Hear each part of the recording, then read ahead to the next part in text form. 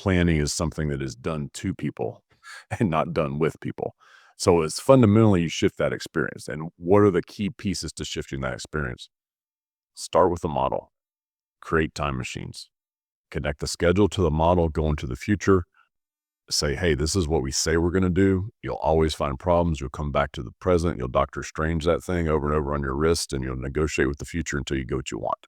Like that's the power of the visual approach to planning. On this week's show, Experiencing Change with Charlie Dunn from DPR Construction.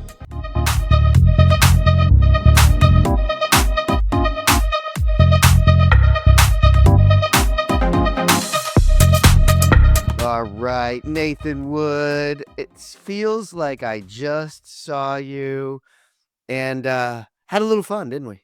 We did, yeah. Denver was a lot of fun. Although Thanksgiving was felt like it went by very fast as well. But it was good to be together down in Denver.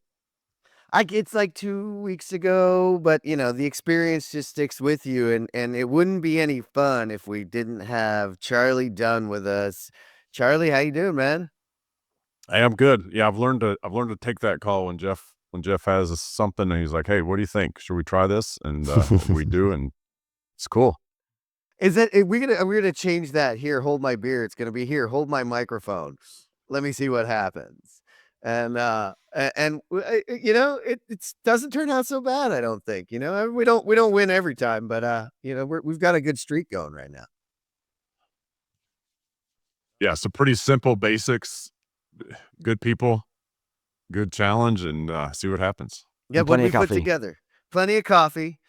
Plenty of crazy ideas, a cool venue, and a bunch of really cool people, and that turns into a Legos. Pretty cool experience. Gotta include Legos. Yeah, I guess you don't have to. You don't have to, but it does help.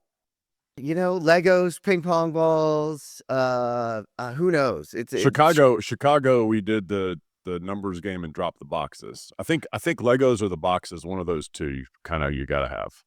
The rest we can fill in and out. Yeah. Yeah, so everybody's confused now. We'll get to you. We'll take you out of confusion in just a minute. If you know, you know. If you don't, find us. We'll be somewhere. Are you trying to reach the innovators and decision makers in construction technology? Then look no further than sponsoring the ConTech Crew. That's right, we're taking new advertisers. Email us at advertising@thecontechcrew.com to learn more. All right. So for everybody listening in, Charlie Dunn, those that don't know you, kind of give your background real quick, get us up to speed how you got here. And we will talk a little bit about those crazy experiences you're referring to. Yes. So I like to start by what I really focus on, like the problems that matter to me. And the big one for construction is production. And two thoughts. One, you're not going to move the needle on production until you design for production. And then the second one, you're not going to have a chance to really accelerate production until you eliminate rework. And often we skip past those two and we're fighting. Anyway, and I have a chance to work on this with DPR. I've been here 8 years now. I have opportunity to touch a lot of different projects early, in the middle, when it's a fight, toward the end, the closeout, pursuits, good owners. So I've been thankful for that opportunity. And then, met you guys through trying to bring some of what we've learned, make it clear, create the opportunity for people to feel it and want this change with some of these events that were initially focused on field training, and learn that, hey, what the guys in the field like it, everybody else is going to like it. And so, yeah, it's been I'm grateful to work in an industry where there's a chance to have tremendous impact every day. Yeah, really make some change. And I want to talk a little bit about that. Like you hit it there. If the field likes it, everybody likes it. I think we think that's a tech thing, but actually really it's a production, it's a change, it's an experience thing. If the field, the people putting in the work, managing the work like it's going to make a difference, right? Because then it's a positive change. So go back, you have some experience in past areas with manufacturing, a little bit in nuclear. What are some of those ideas you brought from there that connected you with DPR and found this bigger problem that you're focused on now? Well, one thread from early in my career is just how important the people fundamentals are. Trust, now it's been documented and refined a little bit with this, science around psychological safety. Um, but my real business education came with an operation consulting firm that focused on the relationships, and then at the same time also focused on not being a consulting partner, but being a get in the trenches and do work with you partner, and come in and make sure you were there through to the success, not just handing off a manual and the good luck. So that I'm always grateful for. Yeah, and then the time in manufacturing, just scientific method. Pay attention to data, document processes, make small incremental changes, and prove the value of what you're doing. We struggle with that one in construction, big time still. Um, Bumped into construction projects in Vegas during the boom and learned Primavera there, and that was kind of like my path over to construction with a little detour of 5 years in the nuclear industry. And the nuclear industry, surprisingly enough, that was one of the places I really saw lean applied successfully, and I was not expecting it. I'd learned lean in manufacturing, um, but some lean Six Sigma processes to get ready for outage management, which is um, I still go back to rafting, and that's something we haven't done together yet, right? So in Austin, we've done a morning lake swim. I know, Nathan, you've done some skiing, but whitewater rafting, some tremendous analogies to what we do with projects. Um, and anyway, nuclear, that's what it felt like. Like, man, we are in the middle of these rapids trying to survive. But in the middle of that, and this is really where I think that field focus came in, and I first learned, like, okay, the guys at the point of the work and the people in the corner office downtown want simplicity. They don't want the noise. They don't want the complicated views. They don't want the dashboards that you'd crash if you were trying to use that as a dashboard and drive by it because it's too dense, right? They need simple, actionable. What does this mean and what do I do about it? And I really learned that at that time in nuclear before then, December 2017, joining DPR. So Charlie, I'm sure you haven't listened. It may not even come out yet, but Aaron and I, in our end of year episode, actually had conflicting outlooks on the industry. His was to go fast because everything's going fast, and mine, I think I was probably channeling my inner Charlie when I said, go slow to go fast. And I think it was you actually told me a story from the nuclear industry about a project of just the value of waiting to plan before you go. That is such a misconception. I guess, can you double down on that a little bit? Because I think that's a really important point for this industry that always wants to go, go, go. But really, that's part of the problem, right? Yes, taking that time to plan. And maybe the story was this one. I remember we were held up. So often I was in the nuclear major projects group, so we'd be doing something significant that was beyond what the plant normally did in the kind of their maintenance period during the outage. So we would have windows where we could start our work, and sometimes they would hit a snag and our window would start later. And so this happened to us, and we were given another day, and that doesn't sound like much, but in an outage, quite literally in 12 hours, we would do the same volume of work that I normally see in general construction in like 3 to 6 months. Like, that's how compressed the work is. And in that day, we were able to assess conditions, do some additional planning, and we shaved another 35% off of some work that we thought we'd optimized as best we could. So yeah, this idea of planning to plan, having a roadmap for what you need to do, and then planning, and then a very small amount of doing. Often we jump right into the doing, and recently I heard it actually after being with you guys in Denver. I went and visited a job site, and the superintendent there, she said, yeah, this project, some of these areas are kind of build design. So we're building it, and the design is catching up, and often we end up the same thing. We're going so fast, it's like build schedule. Like, what did we do and what's the sequence? And what that robs us of is any chance to get better, like to do real continuous improvement, to set a baseline. Here's how we plan to perform, and then measure against that baseline. And that's really what we're able to do in nuclear, because we're regulated. We had to have that baseline of data for what was done, and then we could measure against that in future efforts doing similar type projects. And that's where I think, yeah, nuclear is probably a better example than maybe, because the argument against manufacturing is that you have that repeatability. You have that, you're going to make however many thousands and millions of widgets versus construction, virtually every project is a prototype. But your nuclear example, yeah, every project, every situation is unique. And I think your approach is the right one that fits for construction. So there's a lot of nuance in that, and that there's a lot of lean things from manufacturing we can apply, but there's a lot that's like, well, that's based on them. Yeah, we're too quick to give ourselves a pass, and you guys have experienced that. Like, a lot of what we're after in these workshops is we don't change the conditions, we change the strategy, and we get a different outcome. Like, in construction, far too often and normally sometimes if I'm depending on who's in the room, I'll bring out my air violin and play us a sad song, right? Like, oh, the conditions are so hard, we can't do. Woe is me. No, we can. It's just will we or won't we? And so Olaf, executive for BMW. Nathan, what you just said about everything's a prototype, he said, and he used some French. No. What you're about to do for us, you've done concrete before. You've done structural steel before. You've done skin before.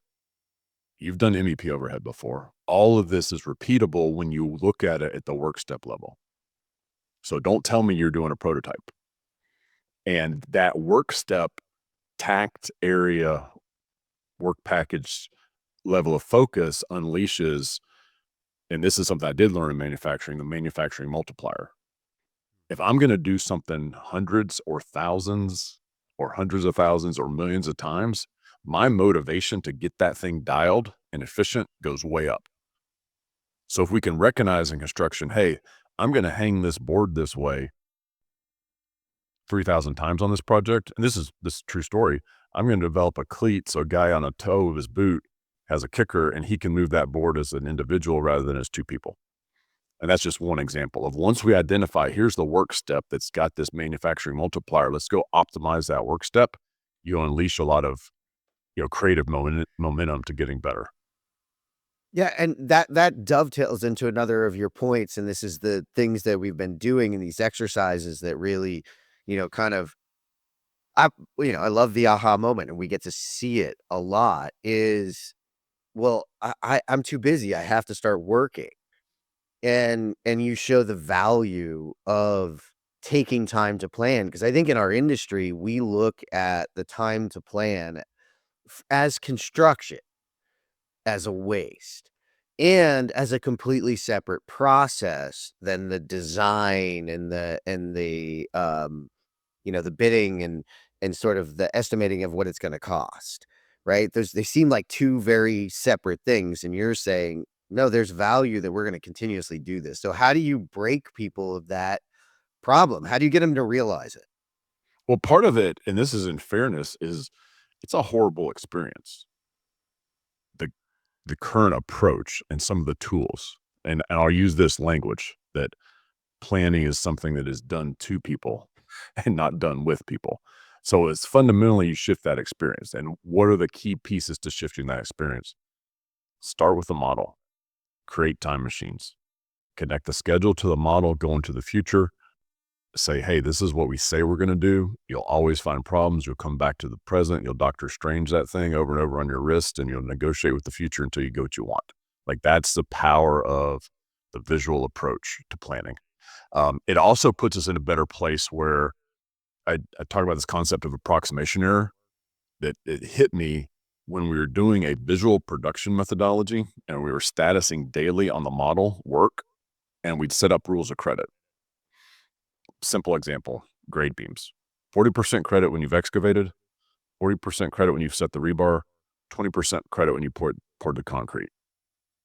We had 8 different people in a kind of a democratized way out there walking the work and statusing various scopes in this way. On the grade beam one, we had a 2-week duration activity to do grade beams from column lines 4 to column line 20. The scheduler had sent out a schedule update sheet, and he got back the percent complete. And the guy said, that's 20% complete. The same person that told him 20% complete on the schedule update sheet, using the rules of credit from the discrete objects, said we're at 80% complete. What happened? approximation error. On that schedule update, all he had were these English words and what is your percent complete? In his mind, he thought, oh, well, we still have a lot of the pores to do. He wasn't thinking through what was the real work. There was an approximation error because all he was looking at was language that he approximated differently than other people. Once we go to the discrete object level, it's binary, it's done or not done. We establish rules of credit. Now we're much more precise. We eliminate the approximation error. What's the problem with approximation error? It makes people not like each other. This makes people not trust each other. You say black, I say, dark blue. And right, we get into these, so that's that fundamental of the value of the starting with the visual effort. People understand each other. You get rid of that. And then in the planning domain, approximation error, when it compounds, that's when people say, oh, we don't trust the schedule. So you have to create something that is collaborative. People have done it together. It's understood universally. And then there's trust. I say trust, belief, and buy-in. Everybody agrees, yes, this is an achievable plan. Yeah. Well, and that's where it becomes so hard is the people, right? It's how many people are in that chain of dependencies of finding out at that level of detail, how much did you get done? How much did you plan? Because, how much level is a GC supposed to go to before they just put trust in or are feeding directly from that trade contractor what they're getting done. And that's always going to, depending on the contract you're signing, that's going to be a contentious relationship of how much did you get done? Because this, as we always say, Jeff, tell me how I measure, I'll tell you how I behave. And if it's all about, you're like, why did he feel inclined to say only 20%? Like, obviously, like he wasn't in a position where he was incentivized to say he got more done. Otherwise, he probably would have said 80%, right? So I think there's so much that's in the context of even, again, why you're doing what you're doing that drives the measurements, that drives ultimately the efficiency that you're talking about. Yeah, well, there's definitely the subjective versus objective problem. And I used to say one of the reasons I don't like the what is your percent complete question is it depends. Has the guy had a smoke break recently? Has he been in a fight with his significant other? Is it like the state of mind comes in when you're doing a subjective versus an objective binary from data, you eliminate that.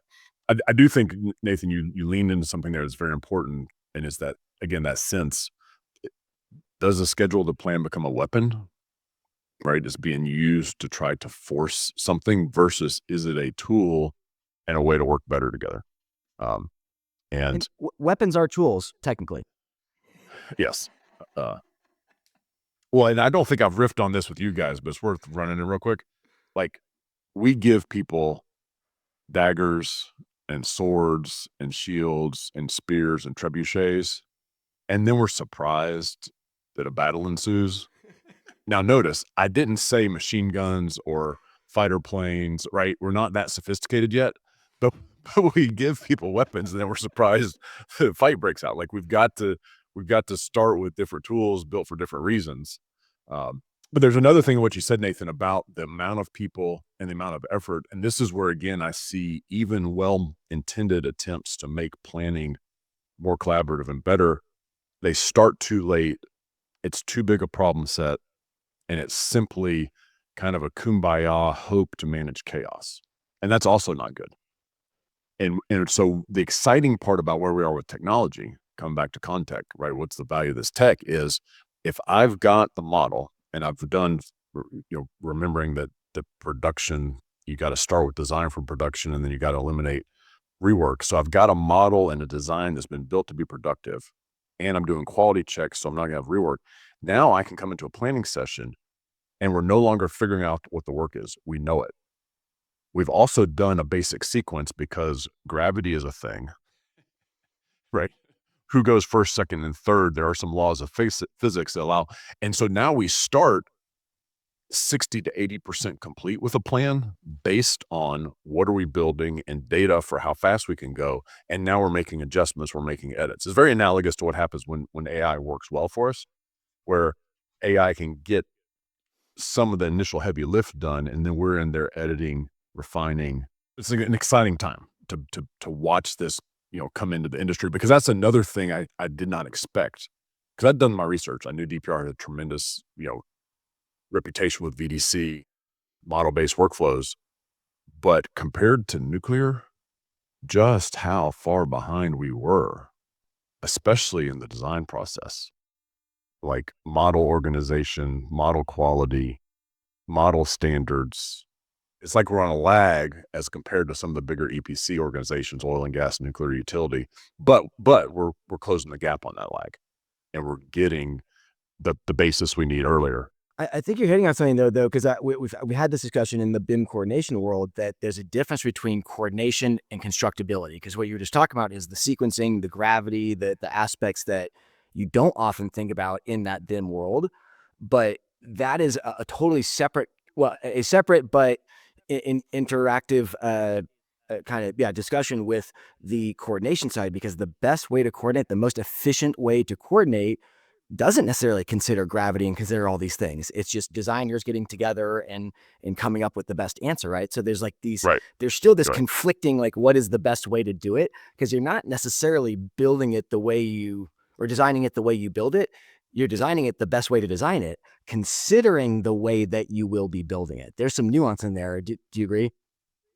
Yes. Yeah. I had a chance to, and this is a cool story connected to Lego, which is maybe why my mind goes here. I had a chance to present a paper at IGLC in France, mostly authored by Chad Arthur, who does what we call design management or early, design planning at DPR. He's an architect. He's been teaching college courses. Brilliant guy. But the focus of the research was construction informing design, which is exactly what you just said, Nathan. How do you take that construction knowledge and in the iterative design process, insert it so that how it's going to be built is accounted for in the design process? And this was a very clear aha for me in my path. And it's the language. If you go to LinkedIn, you see two things about me: project storyteller and production design.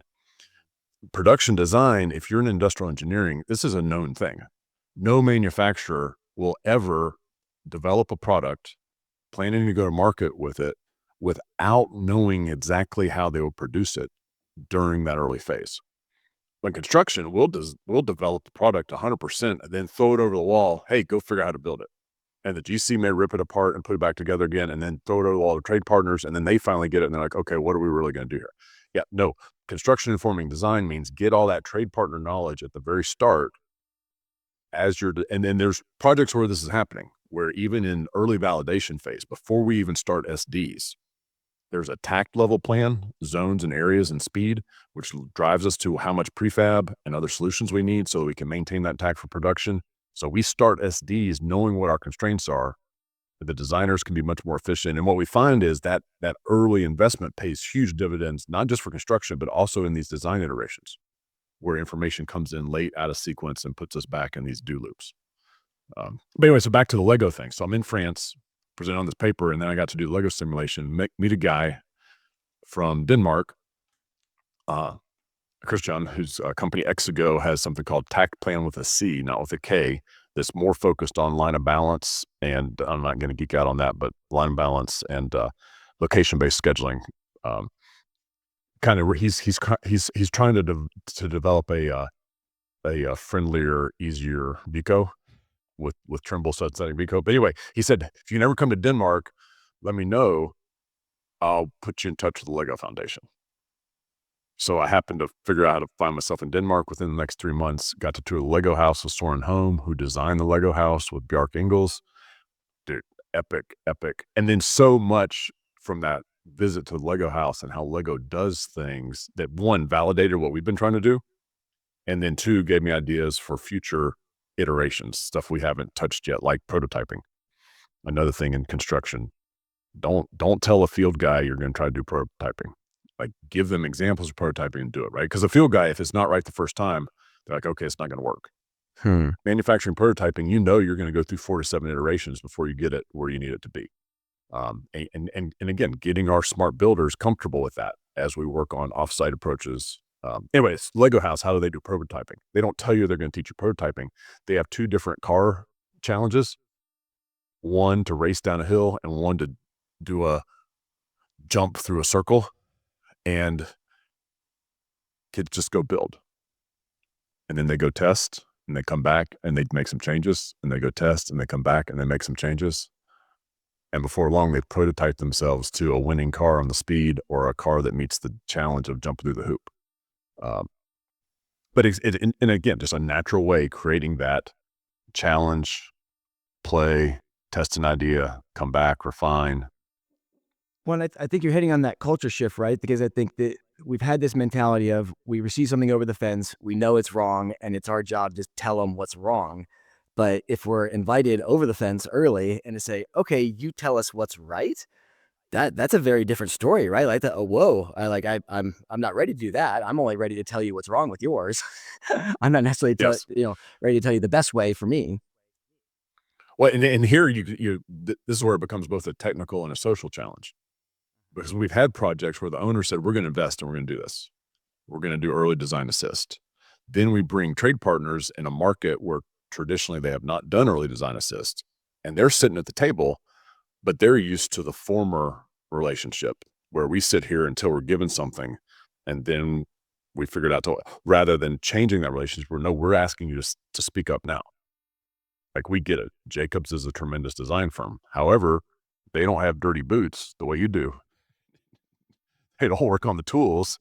So you need to tell them what they don't know about the field conditions. And so it's that, how do you change that social dynamic? And then there is a business dynamic as well. Trade partner, they're best guys that keep them on point with their labor, with their production. They want those guys in the field. So the business dynamic is, how can we get those smart guys early out of the field long enough to make an impact? Because, well, that's the thing we've learned. There's a lot of well-meaning PEs and PMs in the industry, but they haven't had that field time. And those are not the people you need in early design assist, because they also don't know the questions to ask, the gotchas, don't have those scars from experience that have taught them the lessons. Right. Well, and you're hitting on a couple of different things that you've been able to do through these experiences that we've been running. This was the eye opener for me, is that allowing those teams that aren't usually allowed to play, because the environment was set up for them to be at odds. Now, how do you get them comfortable? We can't just get them comfortable in a project, right? That's you don't just throw them in a project and say we're going to do it differently, and so just be different, right? That doesn't work. So you have to design something. So talk a little bit about what you've designed that, based on some of your experiences at Lego, based on some of the experiences with these great field people and lean folks, like Tito Tom comes to mind right away. Like these folks that have helped you and all of us now create these experiences. How is something that used to be a speech now an actual change agent? Wow, a lot there. So the first thing is the recognition that fundamentally the speeches don't work. The PowerPoint doesn't work. They never have, they never will. And here I give credit to Dean Reed, who did research on a guy named Fujimoto, who was part of the thought leadership with Toyota, and taught about capability building, and how in any organization, one of your key capabilities is a capability building ability. So you're going to have challenges in the future you can't plan for now. You have to have how do you develop these new capabilities? But Dean came back with a very simple graphic. It's not that you create understanding and then people go do. That's backwards. And that's kind of the basis for education in Western civilization. It's the opposite. You do, you experience, and then you understand. And that shifted, like, okay, don't show up trying to sell. Hey guys, all I'm asking for is don't give me a no. We're going to lay out a roadmap to try this and see what we learn. And at any time, if you want out, that's fine. Because then that pulls in one of those lean, respect for people, pull demands. But then in the experience in the room, you layer on, okay, we're going to do things to experience it, but then you also have to, I think, amplify it if you really want change. And that's what we're talking about here, is experience and change. People have to feel it. It cannot just be a mental thing. So that's what happens at these events. You feel the frustration. You feel the hostility. I've learned I have to ask that. How many people on a team together have ever been angry with family members longer than 24 hours where you didn't speak to them because of a game? And if I have two people like that in the same group, I'll split them up, right? Because it's going to get real intentionally. We set up the role playing that way so that we're right there in that hostile, taunting, you know, back and forth like fast. We're in that reality. And then we feel that, we see that, we all get fired because we didn't hit the target. We go learn some things, and then we come back, and now it's calm, it's clear. The visual opportunity is there to be creative. And that's what's cool for me is every time people come up with something new that I haven't seen before as a better way. But you give them that chance to have the pause and reflect moment, the visual insight, human creativity. I mean, it's a remarkable engine once you release it. But then to me, the favorite takeaways are always those emotional type ahas. Including even the waste walk. And that was something we did in Denver. And maybe on the next section, well, I'll just give us a little plug. We'll unpack a little bit more exactly what happened in Denver. But the waste walk is normally trying to get people to feel that, okay, most studies put us between 30 and 35% material waste in traditional construction. Copper, that should be more precious than gold, because at any one time we only have 2 to 5 days in the global supply chain. We're at 20% waste. Drywall boards, 45 or 50% is not unusual. But anyway, so what we talk about these numbers, what they really mean. So here in the experience, we've built this thing, and now we're going to throw away 30 to 35% of them. And so people walk by and do that. What I layered on in the experience in Denver was, what is our human waste? What is that human potential we waste? Just if we talk about it as rework. And most people now who can look at the data are like, about 30% of your labor is spent on rework, 10% of your cost. And those don't line up because sometimes the labor hides it. Like they make the mistake and then they just fix it. Or the trade partner makes a mistake and they fix it. Like it doesn't get filtered up as, as real data that we can look at. But the people who are studying it, like, so again, 30% material waste, 30% human waste. So first time in Denver, in addition to throwing away the buildings, we had the people on the group that had to throw away their building go to the other side of a hall. So you had your successful team, no human waste on one side, and you saw the material waste, human waste on the other side, and it created this other tension. Like in an industry where we're challenged for talent, we're challenged for resources, we've got a 30% human waste factor to go after. Well, and I think as we kind of bring this one home, like my big takeaway from this that you just said here of how do we get people to understand and to do something about this is by bringing the experience first. Because again, I always learned you bring awareness first, and then you teach understanding, and then they get to go do it, and then once they've done it enough, then they can teach it. That's kind of that traditional path, right? But what I'm hearing you say is like take that experience up front, let them experience and gain that understanding through the experience and have that aha awareness through that experience, as opposed to being told the awareness from someone else up front and then probably be skeptical about it, whatever. And then as they do it more, they can actually teach that mindset that, again, we're not teaching people how to do technology, how to do processes. We're teaching folks how to think, right? And I think there's that, like that can be tricky to do because you can't tell them that you're doing that. You just have to do it and wait for them to experience it, right? Yes. And you hit something very important there. It's so fundamentally you're going after the emotion, but then you're also establishing the why. Yeah. Like that's the how to think bit. Like it's not what to think. It's not what to do. It's not how to do it. It's that fundamental why. And those are also some of my favorite comments that people like say, thank you, Charlie, for focusing on these whys, because often people show up in any form of work and they're given a to-do list of what to do. But they're never given that respect and that opportunity to engage and understand the why. And then to even better engage in improving on the goal because they understand that why. Yeah. Yeah, I do. And we do need to wrap this one up, but I'm just hearing this and I want to put this to Charlie and just have him wrap it this way. The other place we experience this is life, right? Life, we don't learn lessons in without experiencing it. It's the worst teacher, people will tell you, because you get the test, the experience, before you get the how to fix it. You can't go around that. So that's what we're doing. That's what you're pushing to put people through and create meaningful change. And I noticed this really early is we talk about bias and unconscious bias and how do we, get people to see it. You have them experience it. to your point, you feel it. Like life, you feel what happened and then you react to it. So I'm interested, like, how are you going to keep growing this? Where are we going to see this go as we wrap it up? And what's your thoughts on it? Well, I think I want to answer that with a couple touch points for me because I was able to watch Nathan's angst about this idea of doing Lego at a construction engineering event, right? Like I remember the first time and it was almost like, are we really going to do this? Like, are people really? And I'm like, and again, I can't reason you into it. You just got to experience it, you know. But one touch point was back to it being about life. A guy named Breva teaches at MIT, wrote a book called Innovating. And he said, we all learn from experience, but we do this inhumane thing in Western education where somewhere between 9 and 11 years old, we start forcing kids to memorize from a body of knowledge and regurgitate answers onto a test. And no one ever learned anything important that way, but that's what we do all the way through to advanced education. He said, then I get these people, and what I've got to do to teach them to innovate is to play again. And so I said, well, hey, what do you do with adults who've forgotten how to play? He says, not a problem.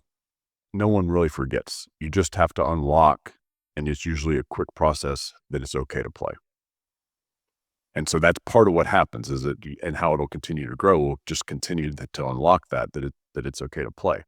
And then you've seen him in person, Jeff, but Duncan Wardle has also kind of validated this. And Duncan's big on this. Like he's even stronger than me about what's messed up with the way we try to do education. And he says, we need to smash it to bits. We don't learn from a lecture, we learn from doing. And so I think partnering with people like Duncan in events that are attracted to what Duncan does, and what's cool to me about Duncan is how much, and again, this is now teeing us up for next session. So whatever we're calling this next bit, then in the next bit, we can unpack more of what Duncan has said and is doing, that Nathan has already come to some of that on his own with the CPHC events. We've come to that on our own with the flow state events. And that's always really cool to me when various people in different industries and different, thought domains intersect at the same point. Because that's when you know you're onto something powerful. Yeah, you know that you're coalescing around something that's really important. I think that's been the really most interesting part for me in this process is because I have my hand and had my hand in what we're doing at the CDX and the Construction Progress Coalition and the change that's been experienced there. Then what you and I have been doing and Nathan joining us with the flow state experience, and then bringing in, people like Christina Henkai and So Built and her Lego Serious Play, different innovations. And then even, Jen and Jess with, their emotional bungee jumping experiences. These are all experiences where you're having the experience, it's unlocking a feeling of frustration and helping you progress through play to better outcomes, which again, also in that process of learning all the stuff we're learning about mental health, is that's how you unlock and release burnout. You don't slow people, high achievers don't slow down. You can't just say, slow down, you'll get better. You have to introduce new experiences like play that brings joy and rest and relaxation back to them. So there's, in a nutshell to me, where all of this is coalescing. And if you're listening and you have no idea what we're talking about, that's the cool part. We don't really want you to have that much because, again, it's an experience and a podcast is just a place for us to talk about it. In the future, if you guys want to know about it, reach out to the three of us. We're all so many people doing these experiences, crafting them. And like we kind of said at the beginning, my favorite thing is a wild idea and somebody asking if we can do it. I will tell you now, the answer is yes. We'll figure it out. Right? Preach. Well, listen, thanks, Charlie, for sitting down. Nathan, thank you for sitting down, for being my crewmate now. Charlie, let people know where they can go find a little bit more about you and if they want to connect with you. Yeah. So thing I'm touching most is LinkedIn. Charlie Dunn. I'm the one that says Project Storyteller. And I think I was the first person in construction to take that, and there is a lot of hype around storytelling, but then there are some of us that it's been real for a long time, and that's been a thread in my career. And then I'm that guy, like, reach out to me, I'll respond. A lot of what I do, and I'm fortunate because of what DPR lets me do, that a lot of it I want to give it away for free, because the faster the industry adopts these things, there's plenty of financial opportunity for everybody if we can go after that 30 to 40% waste. And I believe we're onto some simple strategies to do that.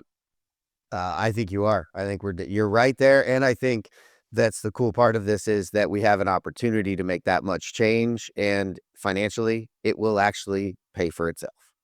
Thank you for tuning in today to geek out for our interview with Charlie Dunn. To read all our news stories, learn about our guests, and to listen to this show, visit thecontechcrew.com. This is the ConTech Crew signing out. Until next time, enjoy the ride and geek out.